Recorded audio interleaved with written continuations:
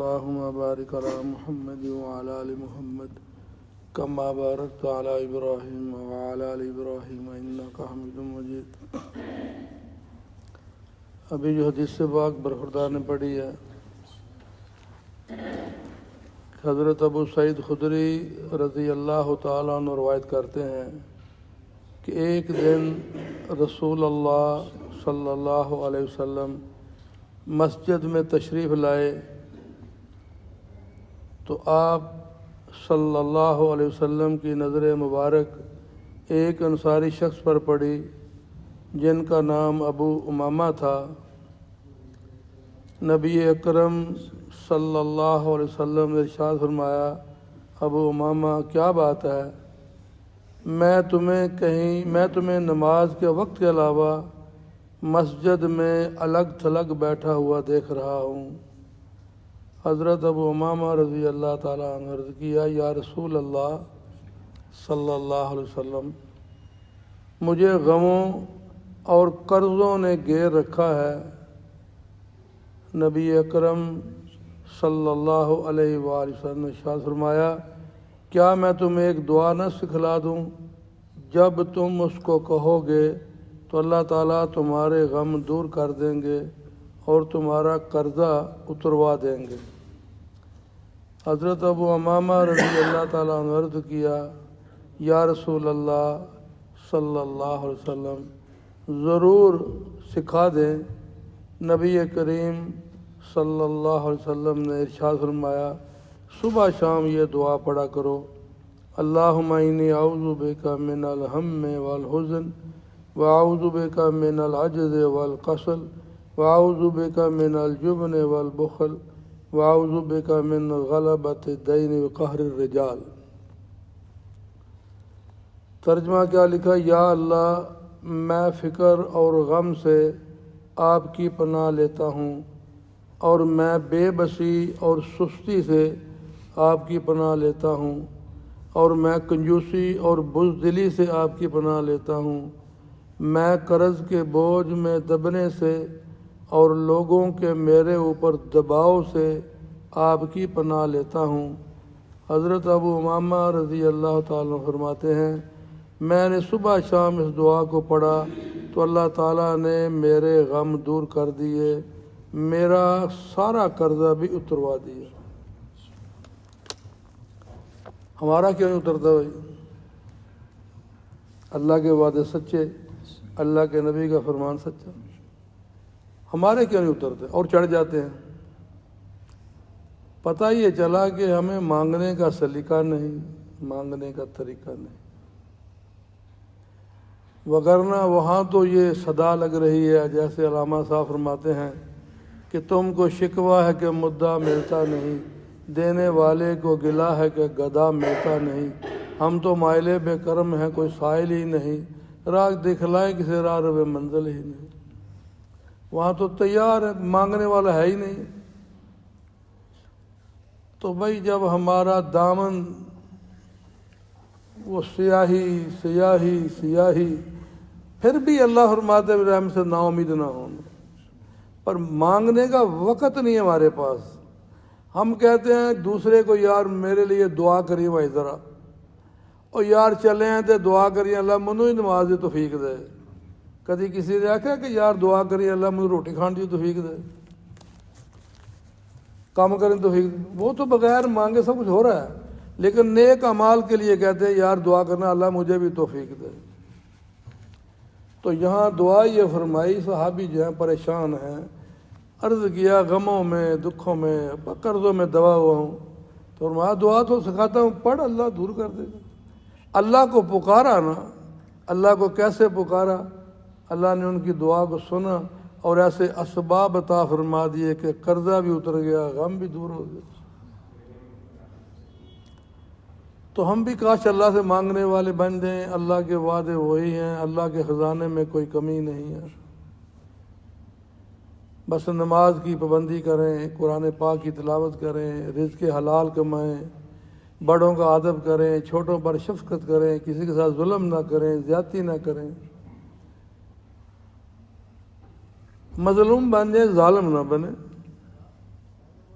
وگرنہ اللہ تعالیٰ کے ہاں دیکھنا چاہے غیر مسلم ہی کیوں نہ ہو، وہ مظلوم ہو تو اس کی آہ بھی اللہ کے عرش کو ہلا دیتی ہے، کیونکہ اللہ فرماتا ہے وہ میرا معاملہ اس کے ساتھ، المخلوق یال اللہ، مخلوق تو اللہ کا کنبہ ہے، ظلم کرنے والا ظلم کیوں کرے، وہ اس کا معاملہ میرے ساتھ ہے، میں ان کو جزا سزا کیا کرنا، ہو سکتا ہے مرنے سے پہلے اسے ایمان کی توفیق مل جائے، اللہ کا مقرر بندہ بن جائے۔ تو یہاں بھائی آج ہم بھی صحابہ اکرام رضوان اللہ اجمعین سے شاید کئی گنا غموں میں، قرضوں میں، پریشانیوں میں، مشکلات میں دبے ہوئے ہیں کہ سانس لینا مشکل ہو گیا۔ اس کا حل کیا ہے؟ فردوا الی اللہ ورسول، آ جاؤ اللہ کے رسول کی طرف، وہاں سے ہر درد کی دوا ملے گی، ہر غم سے خوشی ملے گی، قرضے اتر جائیں گے، سارے بوجھ ہلکے ہو جائیں گے۔ مانگو تو صحیح نا۔ اب جب تہجد کا وقت ہوتا ہے اللہ تعالیٰ آسمان دنیا کو وسعت عطا فرماتے ہیں، اللہ عرش کے ساتھ پہلے آسمان پر آ جاتے ہیں، اللہ تعالیٰ کم بیشی معاف فرمائے، تو آواز لگانے والا بھی لگاتا ہے اللہ کی طرف سے منادی کہ ہے کو مانگنے والا، بیماری سے شفا، قرضے سے خلاصی، غموں سے راحت خوشی، جو میری آپ کی ضروریات ہیں اس کے لیے اللہ کا منادی آواز لگاتا ہے کوئی مانگنے والا، آ جاؤ، دریائے کرم جوش میں ہے، دریائے رحمت، دریا نہیں سمندر رحمت و جوش میں ہے۔ لیکن وہ کون اس وقت مانگے بھائی؟ ہماری تو فرض نماز قضا ہو جاتی ہے تو ہمیں کس وقت مانگنا؟ تو بہر اللہ کی بارگاہ میں دعا کہ اللہ تعالیٰ مجھے آپ کو آج کی اس حدیث مبارکہ کی سمجھ عطا فرمائے اور ہمیں اللہ سے مانگنے کا سلیقہ طریقہ حدیث میں آتا ہے نا کہ دعا کا لکھا نہیں ٹلتا، جو تقدیر میں لکھا ہے تقدیر کا لکھا نہیں ٹلتا، مگر دعا ایک ایسی چیز ہے وہ تقدیر کو بھی بدل دیتے ہیں۔ اللہ سے اس انداز میں مانگنا کہ اللہ کو رحم آ جاتا، اللہ فرماتا ہے بندے لکھا تو میں نے کچھ اور تھا لیکن تیرا رونا میں نے قبول کیا، میں نے اپنی لکھی تقدیر کو تبدیل کر دیا، جیسے تو کہتا ہے ویسے میں کر دیتا ہوں۔ اللہ اکبر۔ اور بعض ایسے بھی ہوتا ہے آدمی روتا ہے، اللہ سے مانگتا ہے اپنے معاملات کے لیے، آسانی کے لیے، قرضے کے لیے، کام کے لیے، بیماری کے لیے، بیٹیوں کی بیٹوں کی شادی، جو ضروریات ہیں روتا ہے، مانگتا ہے، حتیٰ کہ فرشتے سفارشی بن جاتے ہیں، اللہ اس کو دے دے، کب سے رو رہا ہے؟ تو اللہ تعالیٰ فرماتے ہیں کہ مجھے اس کا رونا اتنا اچھا لگتا ہے، اگر میں نے اس کو دے دیا تو یہ چپ کر جائے گا۔ گویا اللہ تعالیٰ اس کے آنسو بہانے میں کتنا خوش ہوتے ہیں۔ تو پہلی بات بھائی یہی ہے کہ بھائی لقمے حلال کے جو ہے نا ان کا بڑا عمل دخل ہے، دعا کے قبول ہونے میں اس کا بہت بڑا عمل دخل ہے۔ بس ہمیں یہ یقین آ جائے، جیسے کل حدیث مبارکہ پڑھی کہ جو ہونا ہے وہ ہو کے رہے گا، جو نہیں ہونا وہ ہمارے لیے کبھی نہیں ہو سکتا۔ اس میں بہت ساری چیزیں ہیں، تو ہمارے ذمے کیا ہے؟ جب ہمارے لقمے مشکوک ہوتے ہیں، جن کو ہم کہتے ہیں حرام کے ہو جاتے ہیں، تو اس کے پیچھے یقیناً ظلم ہے، یا تو ہم نے کسی کا حق دبا دیا ہے، یا ہم نے کسی کا فراڈ کر دیا ہے، دھوکہ کر دیا ہے، قرضہ لے کے واپس نہیں کیا، یعنی اس کے پیچھے ایک داستان ضرور ہے، اور وہ ظلم کیا ہے جس کی وجہ سے اس ظلم کی وجہ سے اس کی دعا قبول نہیں ہوتی۔ تو بھائی ظالم نہ بنے، مظلوم بن جائے، مظلوم کا ساتھی اللہ ہو جائے گا، واللہ مع الصابرین۔ جیسے اس دن بات ہوئی تھی کہ ظلم کرنے والے کا انجام یزید کے ساتھ ہوگا اور مظلوم کا انجام امام حسین رضی اللہ تعالیٰ عنہ کے ساتھ ہوگا۔ تو اللہ تعالیٰ مجھے آپ کو، ہم سب کو، جہاں بھی سننے والے، اللہ سب کو عمل کی توفیق عطا فرمائے۔ اللہ کے حبیب نے بڑی پیاری دعا فرما دی، ہماری ہر قسم کی ٹینشن، قرضہ، بوجھ، غم بس دور۔ اللہ ہمیں اس انداز سے مانگنے کی توفیق عطا فرمائے کہ جو اللہ کی بارگاہ میں قبول ہو جائے۔ اللهم لك الحمد كما ينبغي لجلال وجهك وعظيم سلطانك.